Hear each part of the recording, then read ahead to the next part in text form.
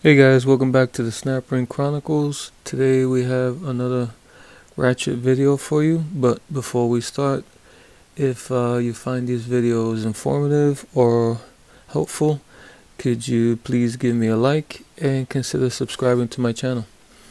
Okay, today we have a 1/4" ratchet. It's a Stanley Professional.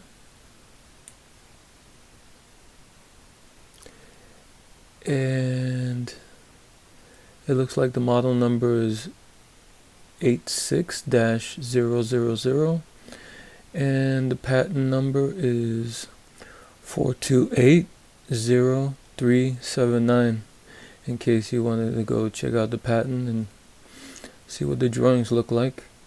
It has a knurled handle, and it has a high polish chrome finish.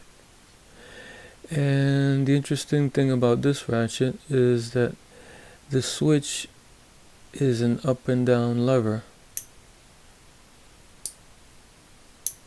You don't have to switch it to the side to have it ratchet forward or backwards. What you do is you press the button up and down.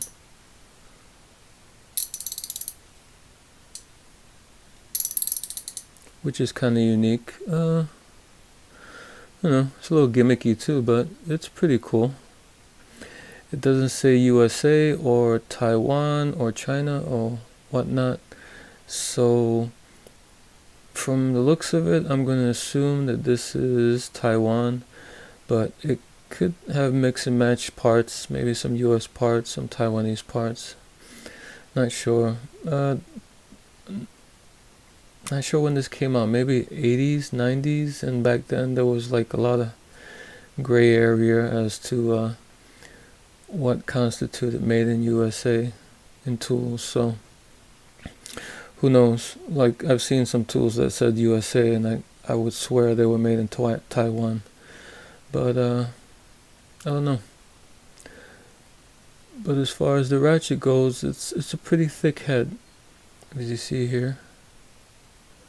It's pretty thick. And let's open it up and see what's inside. It has the usual culprit, the coil ring around the lip on the anvil side, and here it is.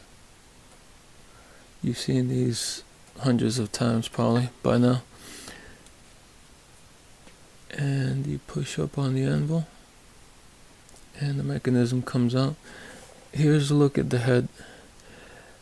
Looks pretty well done, well cut. There's a deep lip here that was cut in. I guess that's why it's pretty wide here. For this, the mechanism here can fit on the switch side, can fit into that cutout there. It's pretty deep, but it's well cut. Looks pretty clean. The teeth look good too. This ratchet's pretty new, but the teeth look well cut. I think I counted 43 teeth. It's kind of a weird number. I don't know, maybe it was 42, but I'm pretty sure they're 43. Okay, and here is the mechanism. From the looks of it, it looks like it's not serviceable. It's kind of like a rough surface with chrome on top for the body, and it has one small paw with 3 teeth per side, and switch it, and that side goes up. You can see the 3 teeth there. And it has this one pin here holding the switch onto the mechanism, and there's no back end to the pin. So it just goes in this way. And what I did was take a magnet, and the pin comes out. Okay, you might want to hold down the switch in case something pops out. But there is the pin that holds the switch. Just a thin black pin. Okay, now you can let up on the switch here. And you might want to wiggle it out a little bit.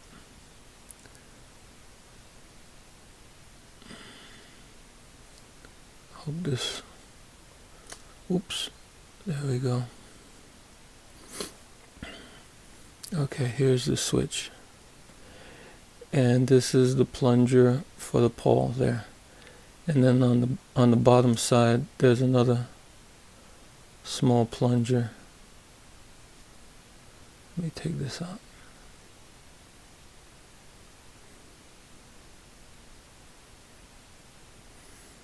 Okay.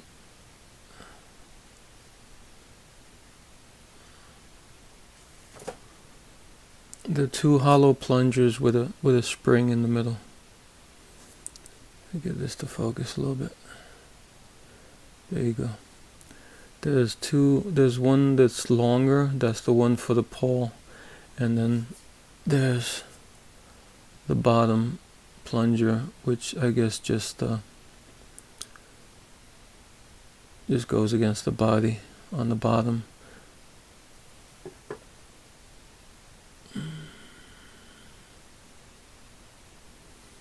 And the switch, this is what it looks like. It has a hole for the plunger, it goes straight through. And it has the hole for the pin. And one side of the switch is kind of textured, has some grooves, and the other side is flat.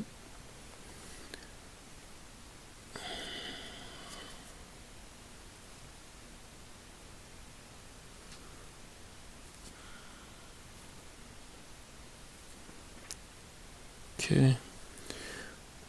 On the bottom of the switch, there's a ball. I guess that's what helps it pivot. And that's the ball. That's what it looks like. It's a pretty small ball. And then at the bottom, you see a hole with a spring inside, a small spring. See if I can grab that. Here's the spring for the ball on the bottom.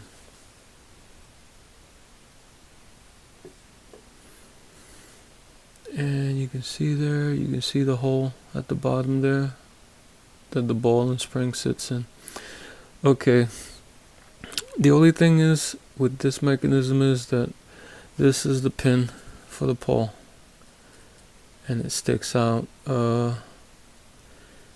Usually on mechanisms like this, mechanisms that are like SK style mechanisms, the pin will be on this side here, and the switch will sometimes cover it, and you take the switch off and you can take the pin out. This one looks like it was pressed in from the anvil side. I tried to take it out with a magnet and it's not coming out. I guess if there's a will, there's a way. There might be some way you can take that out, but I'm not gonna go too crazy. I just leave it in there. But I don't know, there might be a way of getting that out.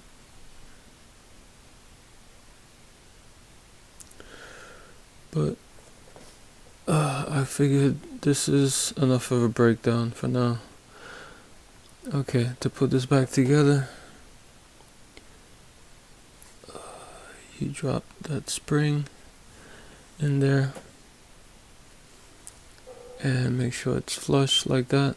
It goes in the hole, and then you take your ball, you drop your ball in there and make sure it sits in the hole like that.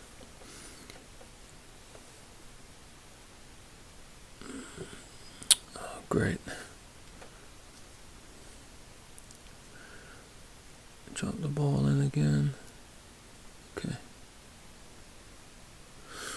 Alright, now take your little plungers with the spring. Remember that the top long one, that's the one for the pawl that goes against the pawl. So you get that. You stick those two plungers in the hole like that. Okay. And this is the tricky part, is to get those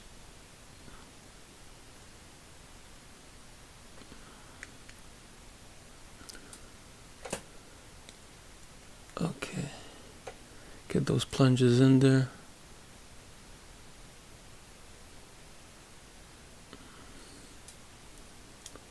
Alright. Like that.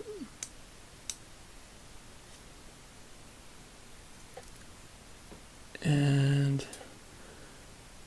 now you take your pin, your black pin,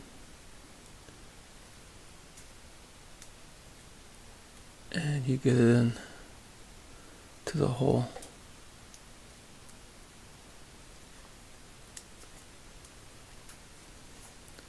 You get it as flush as you can.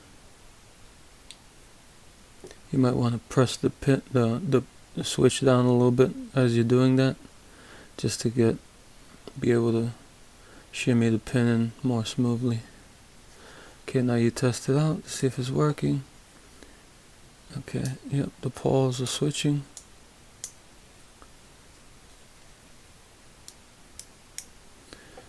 And you just drop it into the mechanism. Remember, the switch goes on the Stanley side.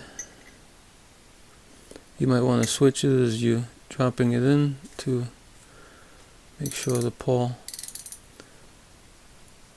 makes room and gets in there. Okay, now you take your coil ring